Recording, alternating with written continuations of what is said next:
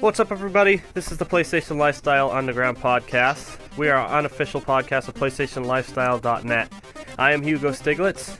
You can find me on PSN as Hugo Stiglitz _420. And I got two guys with me today. You guys want to say hello? Yeah, sure. I'm Steve Bitto. I'm the community manager for PlayStation Lifestyle. You can find me on the forums as Steven Bitto, and you can find me on the PlayStation Network as TYLERxDURDEN. And I'm Juan Ibarra, and you can find me on the forums actually as Johnny Barra. I recommend going to the forums. I want to see some more people on there. I really appreciate it. All right, that's it. Yeah, definitely. Lately, I've been playing a lot of Dying Light. Got that recently, really enjoying it. Trying to finish it before, Fallout 4 and Black Ops 3 comes out, which is tomorrow. But also getting back into some racing games. Had about a week where I couldn't really play because I was waiting for a replacement pedal set. But I got that, so I've been playing some Assetto Corsa on my PC. Also, drawing a bit of a blank here. On PS4, Drive Club Bikes, as we're going to talk about later. Paris Games Week. Played through the Uncharted Nathan Drake collection. All three of them on Crushing. And I've been getting a little bit back into Battlefield 4 as well. They released some new content. And, enjoying that. Played quite a bit of Grow Home, which is actually pretty good, I think. I had a little frustration with it at first, and I was just really busy. But once you get used to the controls, it actually is pretty fun. Then on my Vita, I've been playing a lot of Counter Spy, a little bit of Resident Evil, and today I was actually playing Dying Light, because I was using the remote play through the internet. Finally able to do that because I upgraded my internet connection, and happy to say it works very well.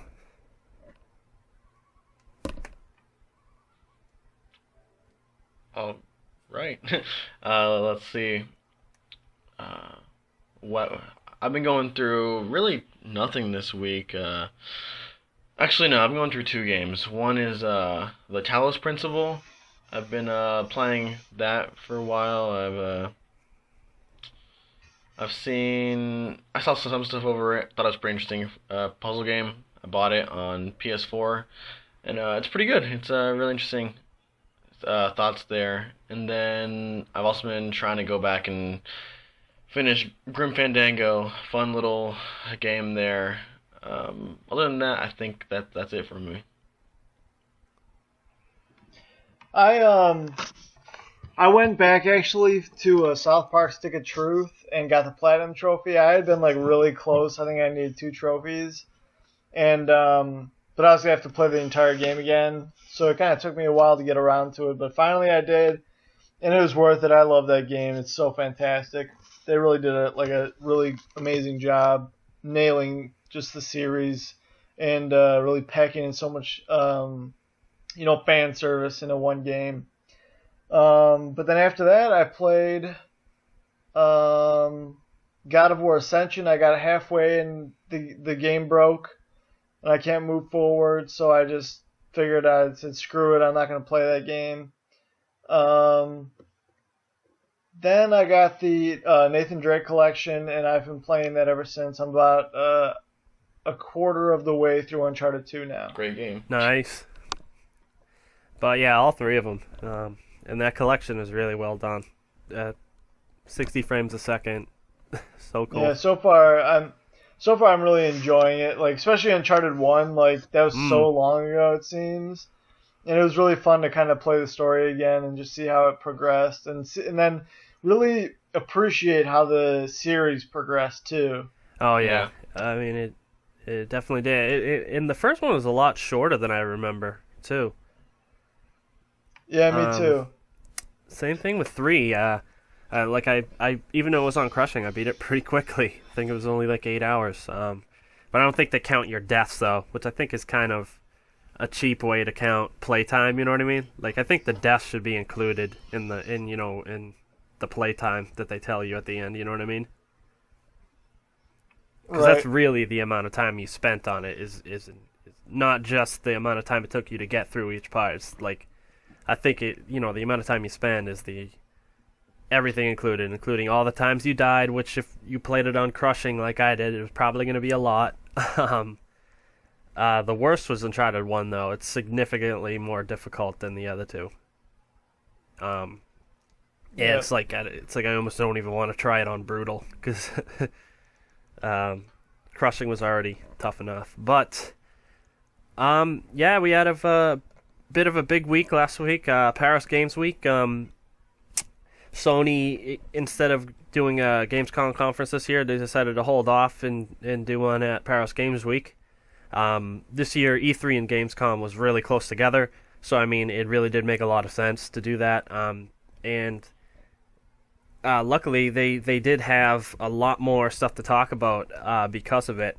We're not going to go in any type of chronological order with this. I mean, mostly because I don't remember the order, but No Man's Sky was one thing keeps getting brought up. Really want to play it, and it's not going to be out till June 2016. It's a long time from now. It's. I think it has to be because of VR. Like I really can't think of any other reason why it's like being held till then.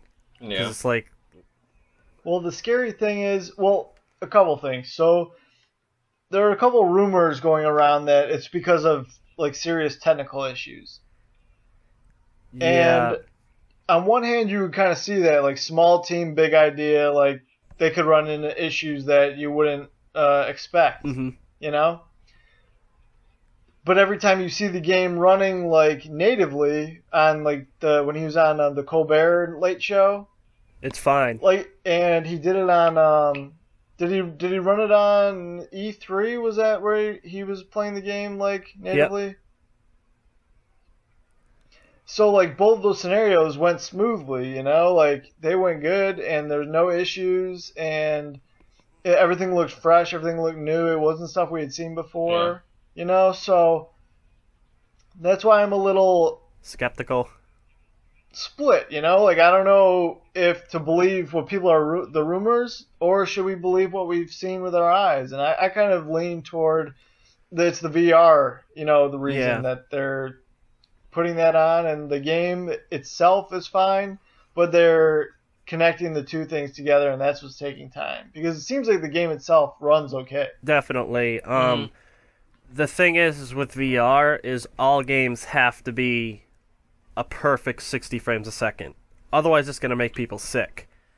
So that's the only way I could see them having any significant technical trouble. Because, you know, like you said, at E3... and even at IGN, like he did a little demo for a bunch of people at IGN. It was running on a PS4. You could see it there. He mentioned that it was running natively on PS4. Also, they had 60 FPS versions of that video, and the game was definitely running above 30. Like it might have been 60, but it was definitely not just 30, and so it's like it seems like that should be, good enough for VR, but maybe it is just a rumor. It could be. Sometimes with these rumors, especially about stuff like that, it's about stuff that already has been like fixed. Do you know what I mean? Like sometimes rumors don't come out right away, and I don't really buy the whole technical trouble thing. I think it has more to do with just Sony wanted, No Man's Sky to kind of pair with VR, because it does seem like it would be a great game for it. And VR is, according to them, is coming out, early 2016, or at least like the first half of 2016. Yeah. So it would make perfect sense for them to, have to delay it a little more to make sure it's good for VR, because that does take some. Because each game for VR is going to kind of have to have a second mode almost, because, like I said, they have to be 60 frames a second with no frame pacing issues or nothing, because otherwise it's going to make people sick. And I think Sony is being intelligent by making sure that doesn't happen, because if VR is never going to go anywhere if it's making people sick. So they have to be very tight on quality control. So it's like I understand why certain games are getting delayed that long. It is just kind of a shame, because originally No Man's Sky was not planned for VR. It was just going to be a game for the PS4, and now we're having to wait even more time already than we already have, just because of that, most likely. They haven't said it officially, but it's pretty much, I mean, I'd say it's pretty much that has to be the reason. Can't think of anything else. Also, it might have went under the radar for a lot of people, but they actually confirmed that No Man's Sky is a console exclusive to PS4. Yes. Before there was uncertainty of whether it would go to Xbox One. But yeah, they confirmed that it is console exclusive. They didn't make any big, announcement about it. But they did actually confirm it. So, there's that. It is going to come out on PC supposedly the same day as PS4, but yeah, apparently Sony secured it for exclusivity. I wonder if that means it'll be on Oculus. That's too. likely, yeah. Probably, yeah, because Yeah, probably. the thing is with PCs, I think it's a little different than VR and PS4, because PC isn't set hardware, and also they can change settings, so it's like they don't have to put as much work into getting a game working on PC for VR. Yeah, it'll yeah. Right, because it's kind of... Yeah. Yeah. So yeah, another console exclusive, or I think actually it might be a full exclusive. I'm not sure. Wild, they did a demo of that, which I thought looked really cool. What did you guys think of that one? I'm kind of split on it, because I like the idea. I like the kind of the ideas behind it, but on the other hand, it looked pretty rough around the edges, and I understand that it's early, but it's one of those things where some people are like, yeah, I love seeing like the proof of concept right now that it works or whatever. See, I kind of would rather just wait until it's in a form that people are going to actually play. Yeah, it looked... If that makes sense, because the animations were pretty rough. I agree with that.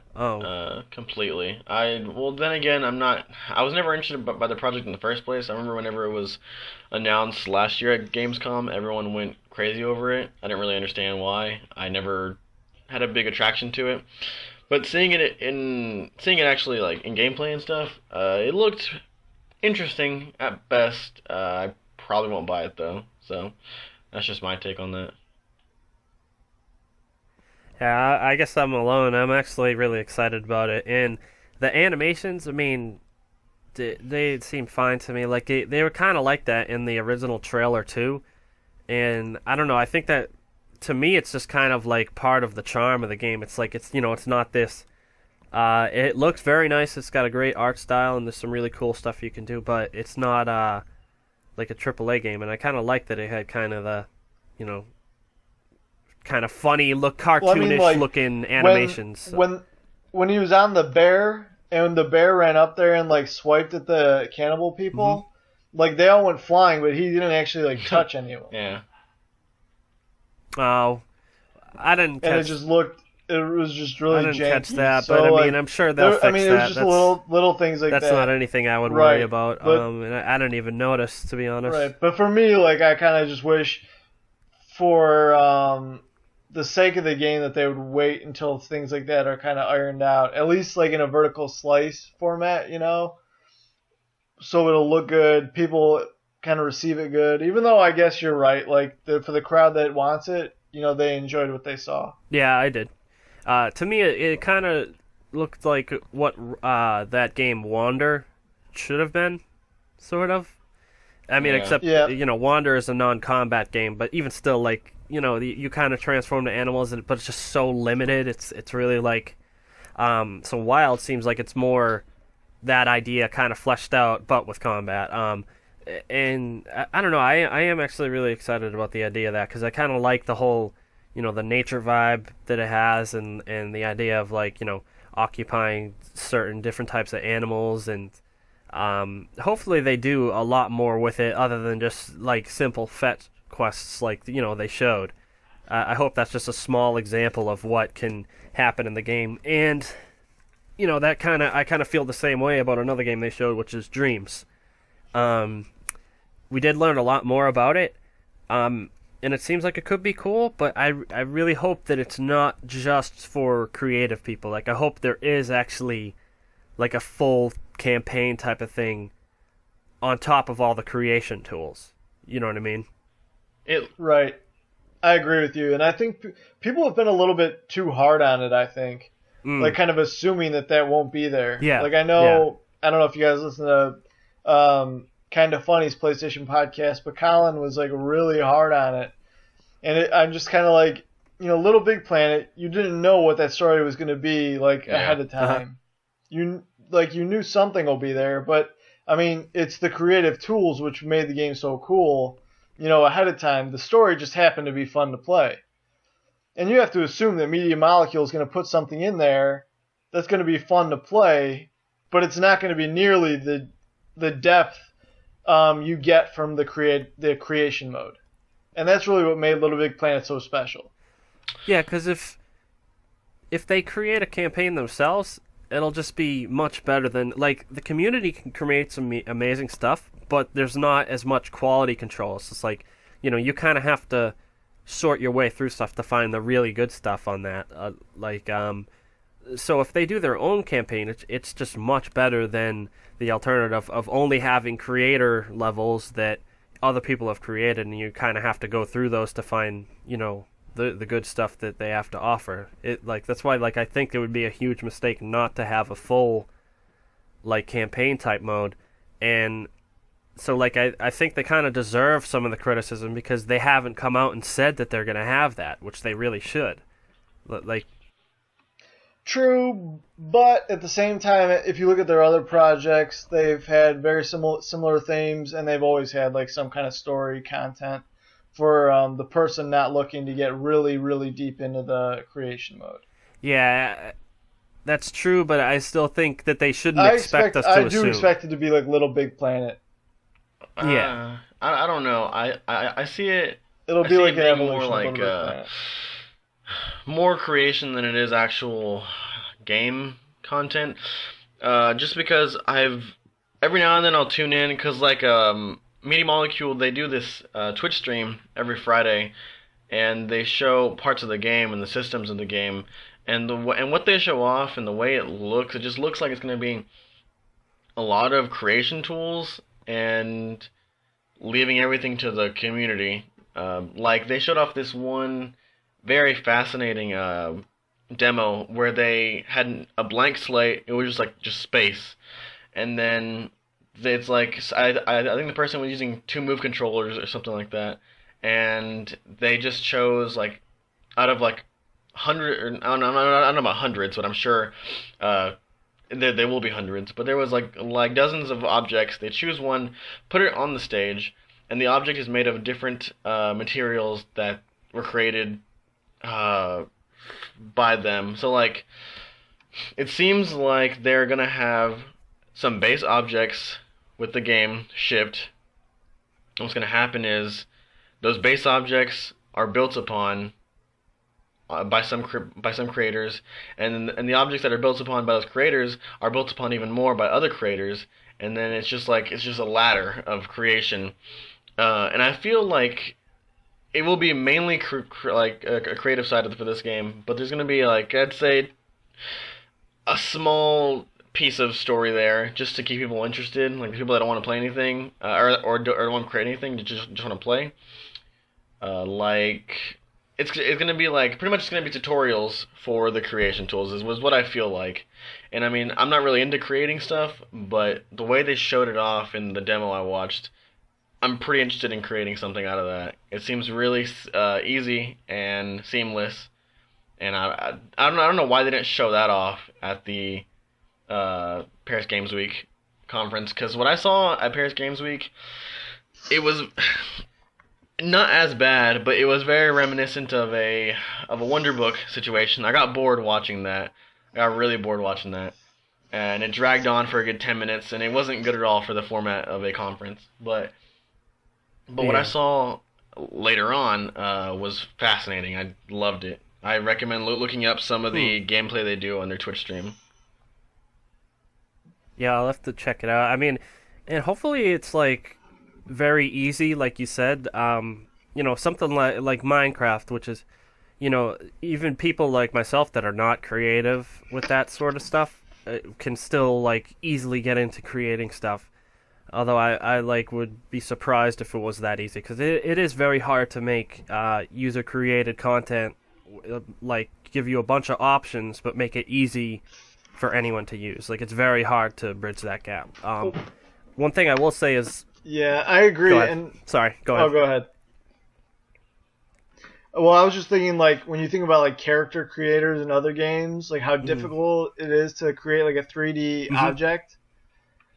Like, that's what worries me the most, is that, like, I look at, when you, like, say, like, Skyrim or Oblivion, you try to create your guy, and you, like, when you set out to create someone that looks like you, and then it just looks like a mangled human being, like, with this strange, weird face. I mean, like, and that kind of seems like the carving and, like, the molding clay, like, it seems like it might be like that, and it might be really hard to make things that look decent if you're not, like, an artist. But Juan, you said you think it seems pretty easy. Just from what they looked, from what I saw, it did look a little bit difficult if you don't have a super creative mind. But for the most part, it's like it just gives you these resources, and if you, assuming you have move controllers, which the majority of people don't have move controllers, they'll have to sell those again. I don't know what they're gonna do with that with VR. You can use the DualShock 4 too. And I think feel that's what they the move controllers aren't exactly are doing a lot of the time, I think. I mean, the DualShock 4 isn't exactly the best thing to use. It seems a lot easier with the move controllers because you can do it like it's a 3D space in front of you. But a move controller is going to be probably their default. So I don't know how that's going to work out. I don't know if it'll be easy with that. But with move controllers, it will be. I have to see what they do. Yeah, I would say yes.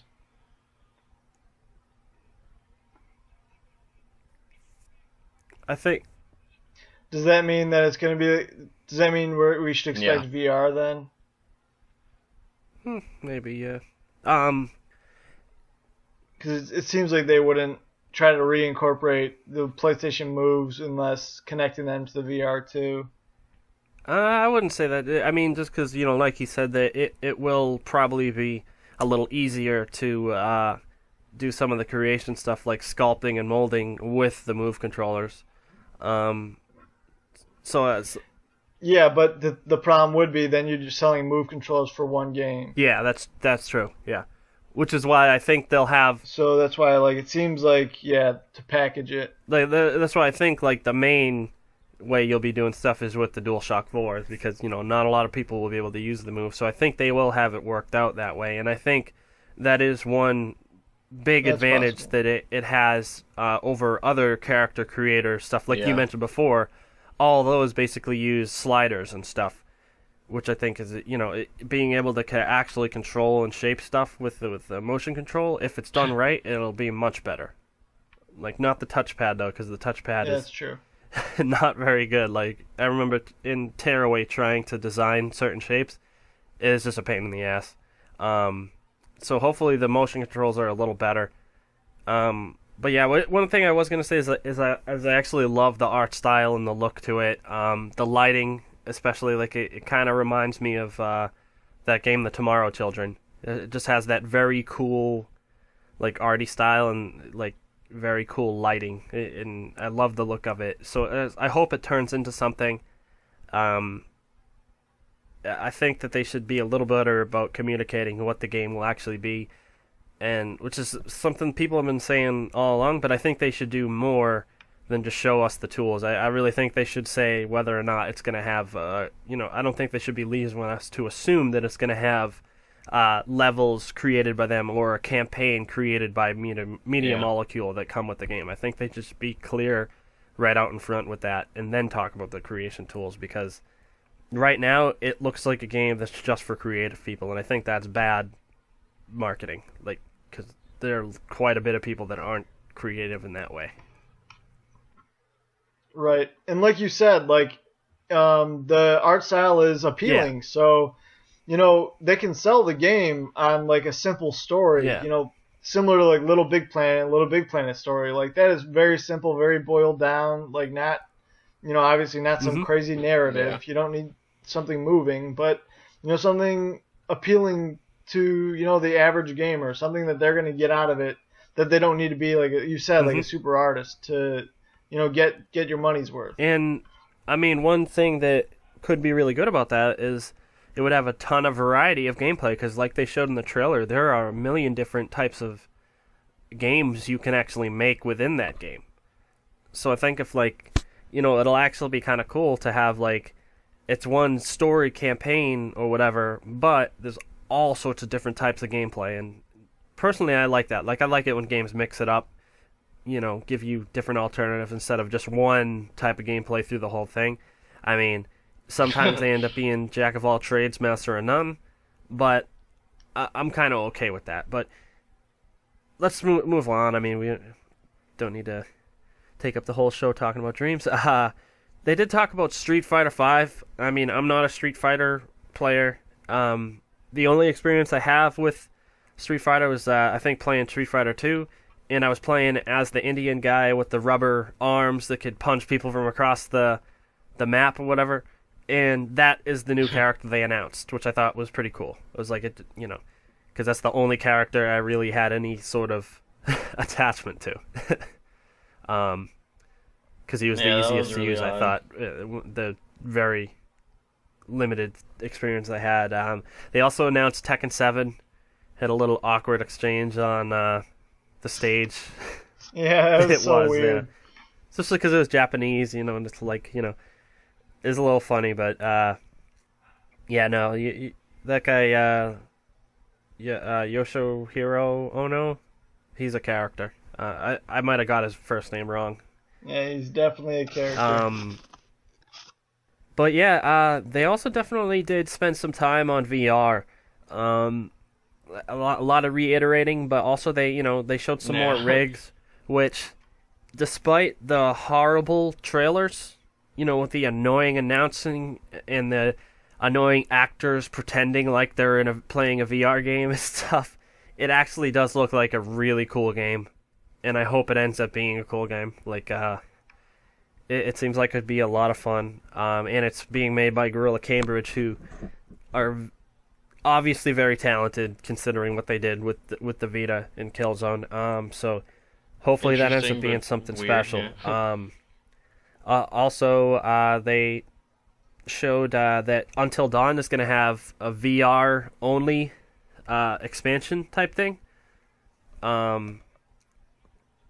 Yeah, a little weird.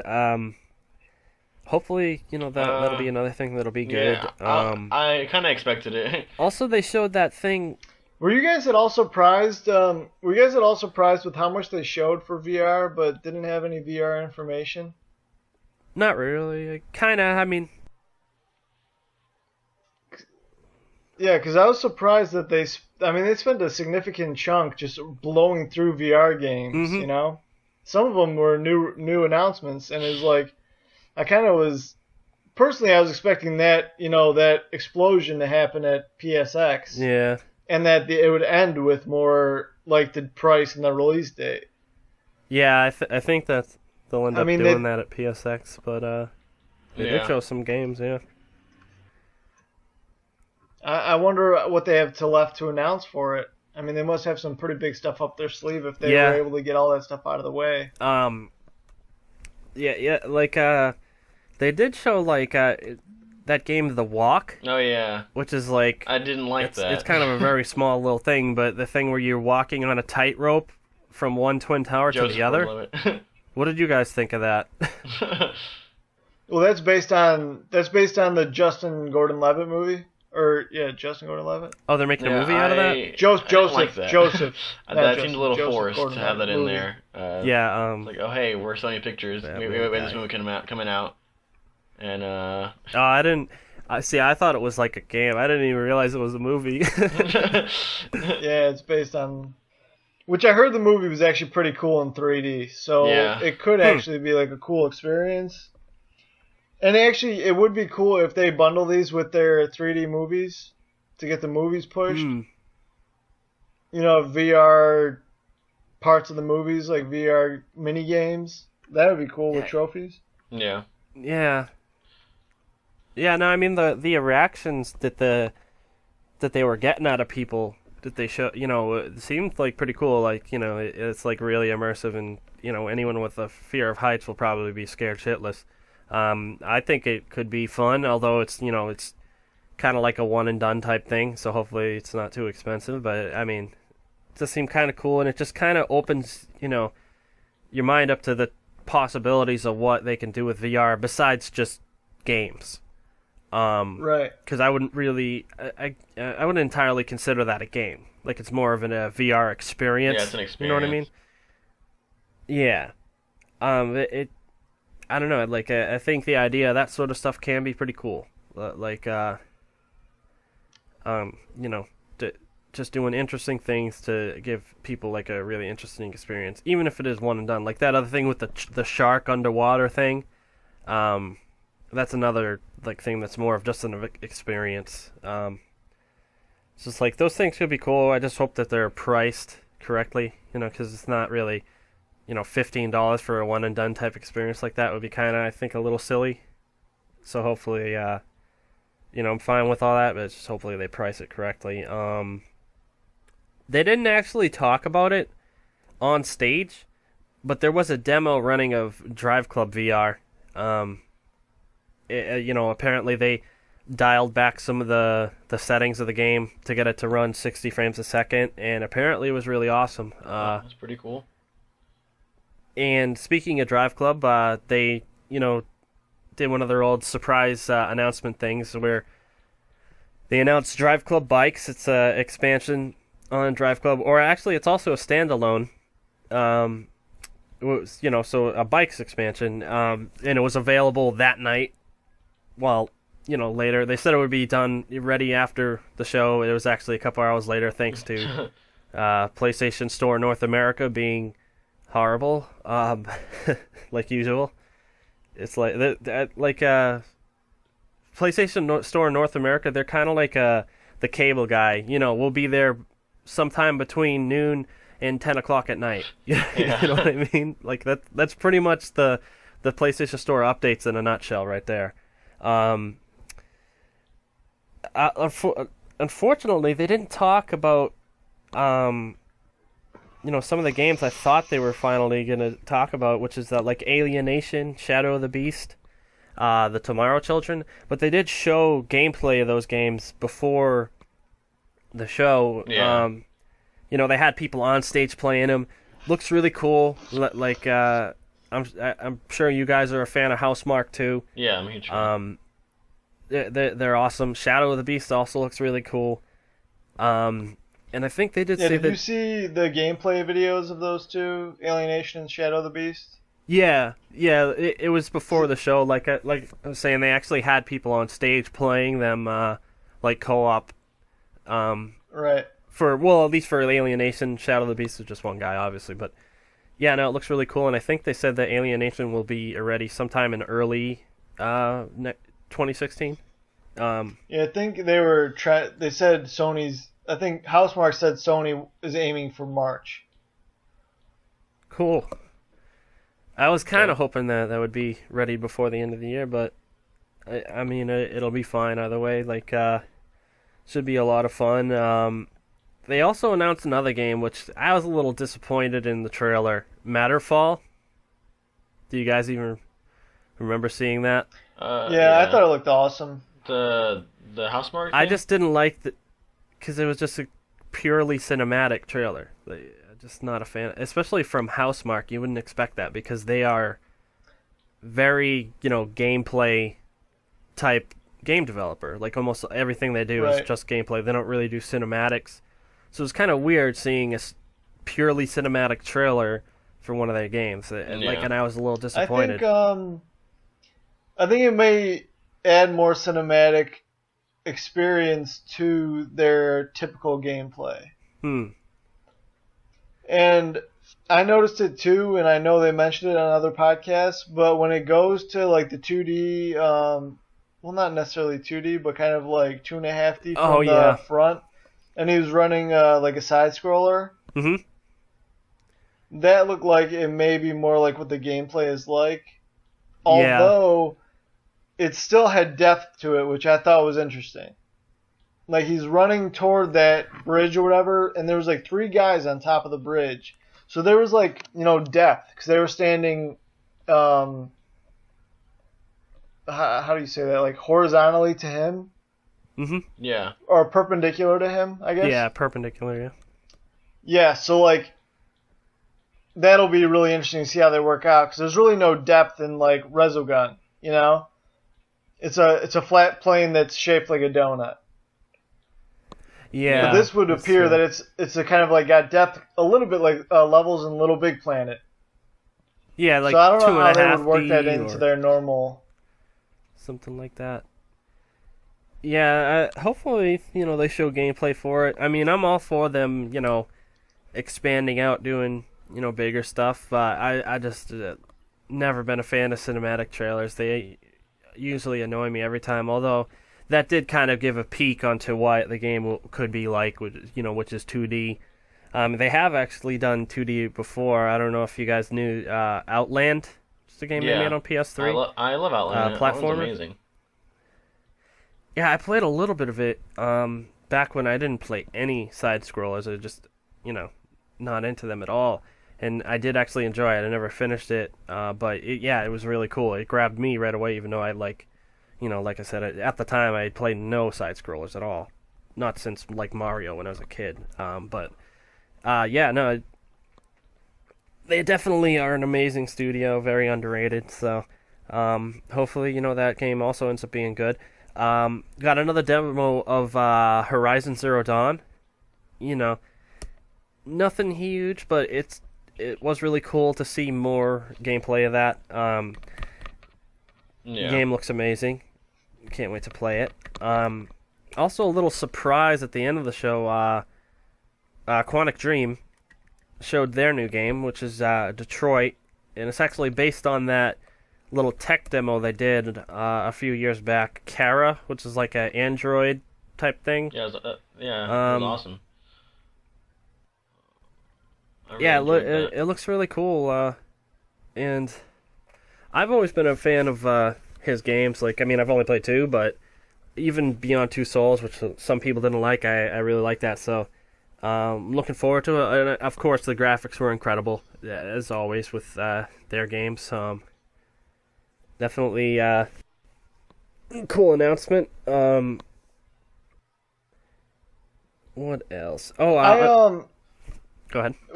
1 second on Detroit real quick is that a lot of people are kind of like really excited for the story of the game. And I like the tech demo, but I'm worried that the themes of the game will be very cliche. And I'm interested to see how he does present this world, because I think there's a lot of ways you could do a lot of really original things.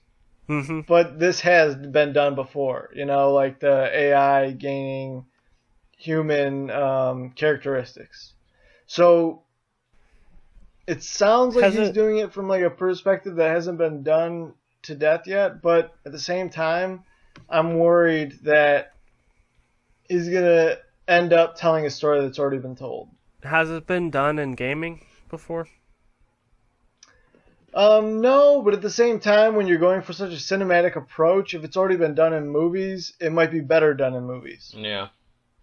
I actually kind of disagree, because if you're playing as the AI instead of just seeing it in a movie, I think you'll be a lot more emotionally attached to that AI than you ever would in a movie, because you're playing as it. So I think that even if it is like kind of a rehash of things that have been done in movies, because it's a game, I think it could have a lot more impact than the movies about the subject. But hopefully he does do a lot more than just kind of retreading ideas that have already been mulled through in movies.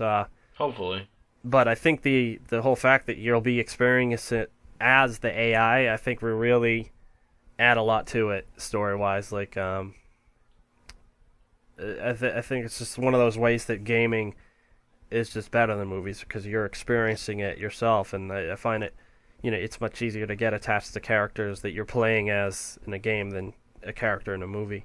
For the most part, I mean, it depends on the game and the movie, but that could be one thing going for it, that, the whole AI thing might not actually be as bad as you might think. But hopefully, he does a good job with it. Hopefully it's more Heavy Rain than Beyond Two Souls. Although, like I said, I did really like Beyond Two Souls. I think we all can agree that Heavy Rain was better. I never played Beyond Two Souls, so I don't know. Oh, okay. Heavy Rain definitely was better. Mm-hmm. Yeah. On to the highlight of the show for me, Gran Turismo Sport. I was very excited once I saw Polyphony Digital on the screen.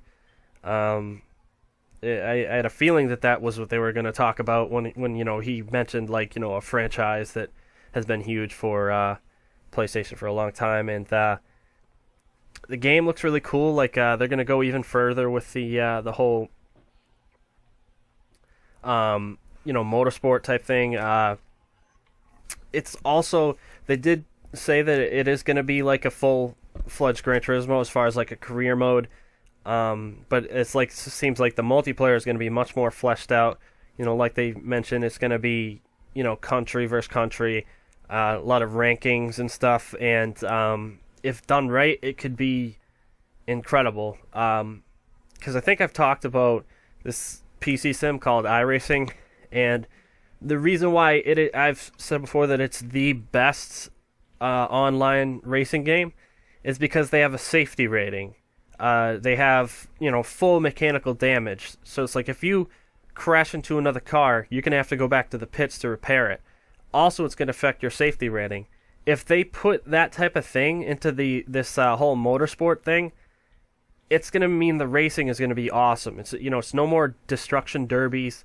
The people that want to race are going to be able to race, even with random people, which is the key reason why iRacing is the best online racing game there is. And I think it's a very good idea, a very good step forward.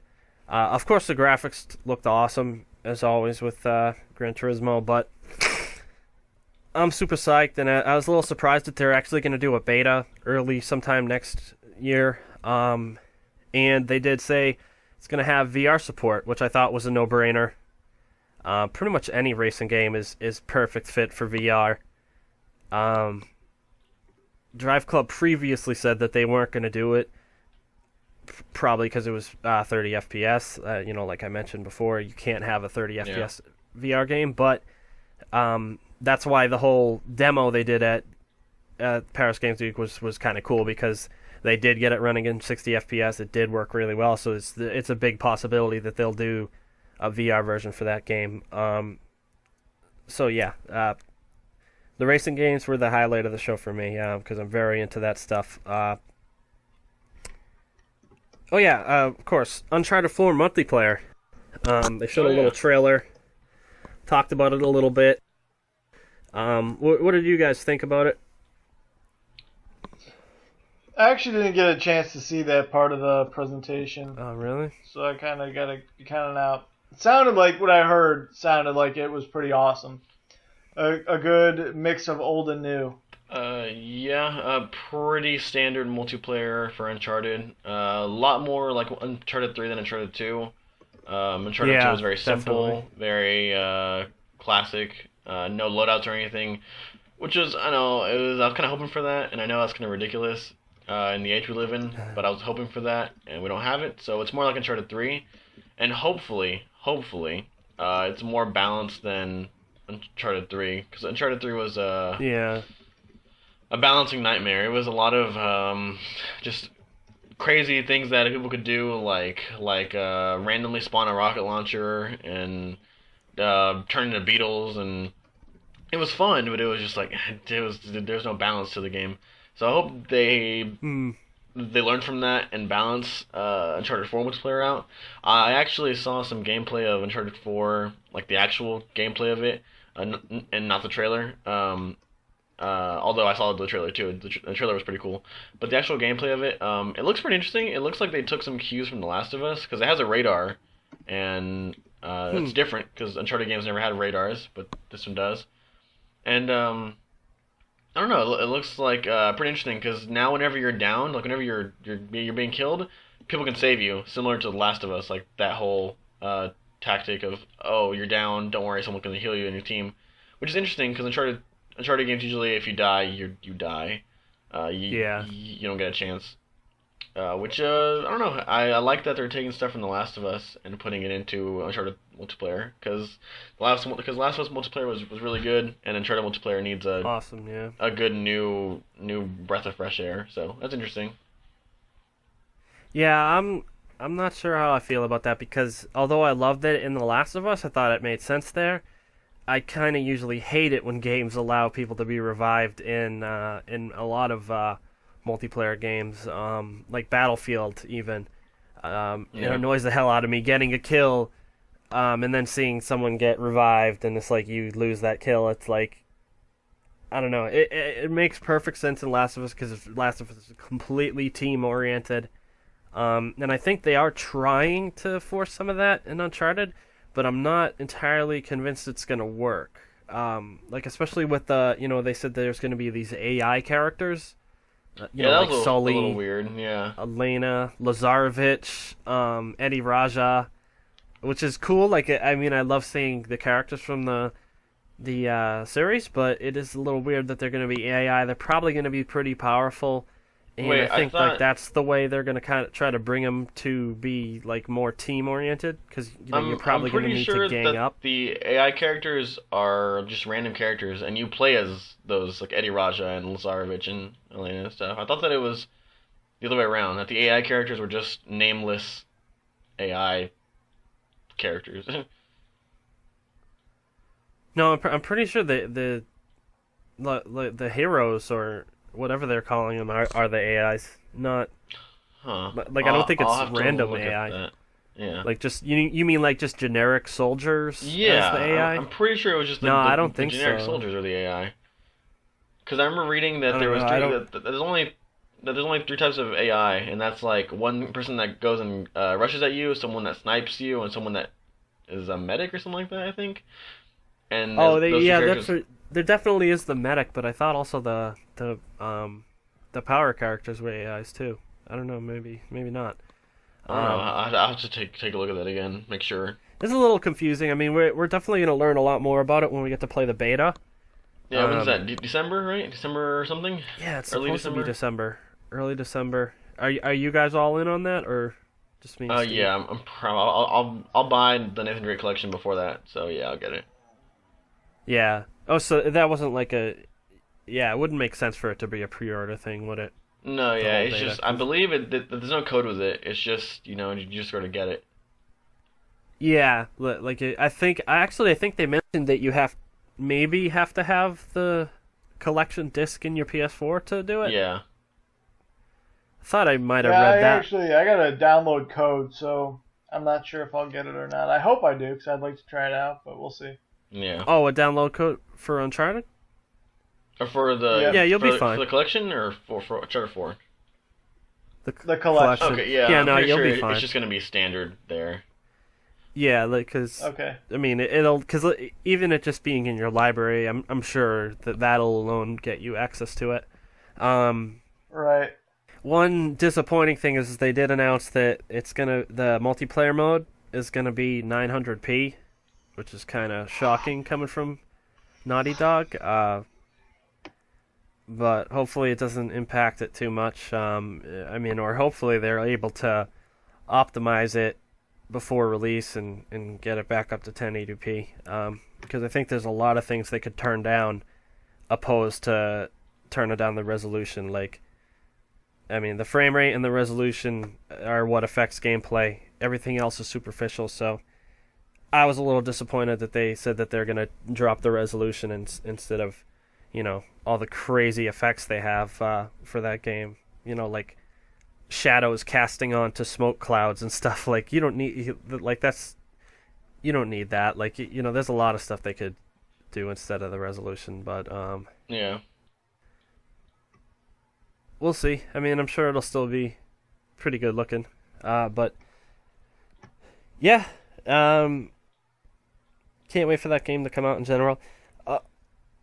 There was another game they kind of announced in the middle of the show.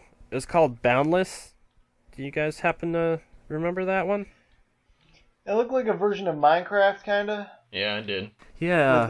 With gateways. Yeah, like a much prettier Minecraft with actual Right. 3D characters. And like you mentioned with the portals, which I thought did seem pretty cool. Like there's portals to completely different types of environments. I like that idea kind of. I think that could be pretty cool. And yeah, that was about it though. They didn't show much of that. It seems like it could be pretty fun, like a better version of Minecraft. Although, like they didn't even really say whether or not you'll be building stuff like you can in Minecraft, or if it's just gonna have that visual style.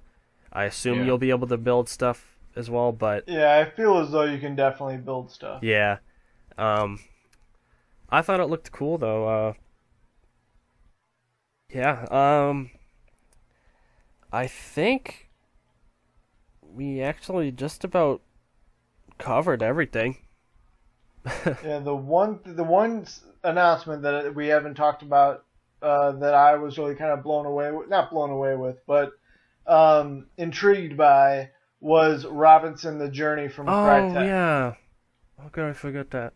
The VR game. Yeah, it does look cool. I mean, it was just it was a very short, probably CG trailer, but I thought it was very interesting, and it was a cool reintroduction for Crytek. They had all the problems, but now that they're working on not only like a cool new game with dinosaurs, but that it's VR exclusively, I believe, for PlayStation VR. What was it exclusive to PlayStation VR? I've seen exclusive. I don't know for sure. I guess that it is possible. I mean, because PlayStation VR does need games and Crytek needs money, so I'm sure that Sony could have paid for exclusivity. And yeah, like you said, it is awesome to see Crytek again because it's a shame what happened with them. I mean, some of it is a little bit their own fault. Like they ventured into free to play, saying that they were going to go strictly free to play, and obviously that failed because they went bankrupt and stuff. But yeah, like I've mentioned before, I loved Crysis, especially the first one. And it's like when I saw him on stage, I got my hope up. Please say Crysis Remastered. Please say Crysis Remastered. Didn't happen, but this game does look really cool, and hopefully they make some money on it and they're able to do some more stuff on PS4 and console in general. I mean, just having them making games would be good because I actually do really like their games. Like they're not perfect. Crysis 1 was almost perfect, but graphically they're one of the leaders of the industry, and I just I hate to see any talented developer go away. And so it's nice to see them get some more work and be doing some more stuff with console instead of, I don't even know what they've been doing the past couple of months since they had all that problems, but yeah, definitely really cool to see them. So what I can tell is that it's coming first to PlayStation VR. Okay. I'm reading that's what that makes sense. Crytek said this week. I was gonna say I'd be surprised if it didn't go to PC, just because Crytek has always been almost a PC first kind of developer. Like they used to be, heavily favored for PC, and over time they kind of, learned there's a lot of money in consoles, so they started doing everything. But yeah, like it would be a little surprising to see them do a full console exclusive game, because even Rise. Rise Son of Rome ended up on PC just a couple of months after it came out, exclusive for Xbox One. So yeah, no surprise if it ends up on PC. And I'm not sure if they announced it for at the conference, but I know that space game. I'm trying to blank on the name of it. You know the game where you're kind of floating around in space and you're trying to find oxygen? Adrift, bingo. I knew it was something with an A. Just, brain fart, couldn't think of the name. That, they did say it's going to be for PlayStation VR. It's also going to be Oculus. I don't think they mentioned it at the conference, though. But that's something there. I mean, there's quite a few games coming up for VR. It's kind of hard to keep track, and I mean, we don't even know the price of the VR yet, so it's like, don't even know if we're gonna get it, or I mean, I don't know if I'm gonna get it yet, but yeah, hopefully PSX brings some more announcement about that, about VR and pricing, release date, all that stuff. But yeah, I think we pretty much covered the whole conference. You guys got anything else to add? Not really. Just that, all things considered, it was a very impressive conference, I thought. They've done a really good job this year spacing out announcements, and kind of despite not having any releases this year, I feel like we've always had plenty to talk about new PlayStation stuff, content, not only current but also future. And there's plenty to be excited about. Oh yeah. I really look forward to PSX and how they're going to cap off the year, going into the year where they actually have content, huge content coming out throughout the year. Yeah. There's just so much coming out next year. It's really amazing. I mean, next year could be one of the best years in gaming. Probably easily the best one since 2013, I'd say. But yeah, I was very happy with the conference overall. 'Cause, like I mentioned, just seeing Gran Turismo alone, made it one of my favorite conferences of recent memories. So yeah, really enjoyed it. But I think that's about it. You guys gonna be playing Fallout 4 next week, or? Yep. Yeah. Yeah, I have it pre-ordered. Yeah, me too. What about you, Juan? Maybe in the future. Fallout 4 Fallout has never been a favorite of mine, but I'll try it out for sure. Yeah, I've never. It wasn't a favorite of mine either, but I figured I'd give this one a try. Does look better than the other ones, to me at least. But see, I really enjoyed the other ones, but I'm getting kind of worried that maybe I'm overhyping it in my own head. Maybe.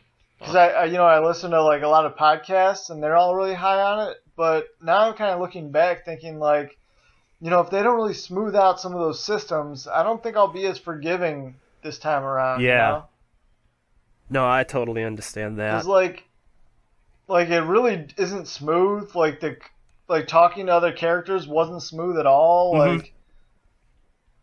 There was a lot of weird things with NPCs, always with just glitches with they either die or can't talk to you or get stuck or all kinds of stuff like that. And I know people say they didn't develop New Vegas. But, I mean, Fallout 3 had a lot of the same issues New Vegas did. And part of me hopes that's just the PS3, They couldn't develop very well on PS3, but at the same time, like I said, I'm going to be a lot less forgiving this time around. Yeah, I am hoping that they do much better job with PS4 than they did on PS3. I mean, it is not... it's a PC architecture, so it's not very hard for as PS3 was, but they still have always kind of favored Microsoft quite a bit. So it's I'm just really hoping that it doesn't end up being, the same story over and again. And same thing with the glitches. I mean, I'm sure there's going to be a lot of glitches because it is a Bethesda game. But hopefully it's not nothing game breaking. And other than that, I think it, like I said, to me it does look better than the past Fallout. It's just it's much more colorful, which to me is a very key part. The environments look like they're much better, more enjoyable to be in, to me at least. The gunplay is definitely improved. I mean, they mentioned they wanted to make it more like a modern shooter, which that alone is a pretty big deal, because I wasn't too thrilled with the gunplay in New Vegas. But Right. Yeah, I remember when I first got into Fallout 3, I was like really disappointed, because me and my brother, I remember thinking back, and we were trying to play like a first-person shooter. Mm-hmm. And we were like, this game's going to suck. We never have any ammo. Like, you can't do anything because, the first-person shooting gunplay was atrocious. Yeah. You had to use VATS because that was the only way you could attack anybody. You simply couldn't use the first-person shooting. So I understand, like, VATS is back and you'll probably have to use it, but I hope that at least, to some extent, you can use, like, a first-person shooting, constant motion type of gameplay. Yeah, they definitely mentioned that you won't have to rely on VATS as much. I also hope that stealth is, a little more viable, especially if ammo is going to be constrained. It almost reminds me a little of that game Stalker on PC. I mean, not that you didn't have ammo, but and not that the gunplay was bad, but the guns were just so inaccurate that it definitely wasn't like your typical first-person shooter, and it wasn't like a post-apocalyptic wasteland similar to Fallout and a lot of RPG elements. So maybe it'll be a ton of fun. It's really, I'd say it's my first experience with Fallout, because I'm not even going to count New Vegas because I didn't play very much and I played it on PC. So it'll be cool to see what everyone's been raving about for the past few years as far as Fallout is concerned. But yeah, that's about it. I guess we'll wrap it up. Thanks for listening, everybody. We'll see you next time. Yeah.